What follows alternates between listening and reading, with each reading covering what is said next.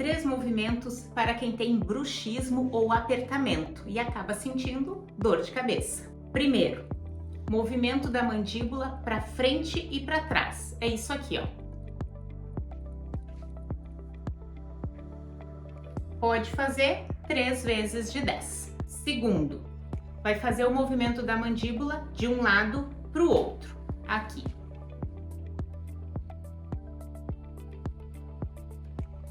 Também pode fazer 3 vezes de 10. E o terceiro é uma massagem no músculo masseter. Às vezes tu acorda de manhã com dor nessa região aqui, então tu vai massagear, pode.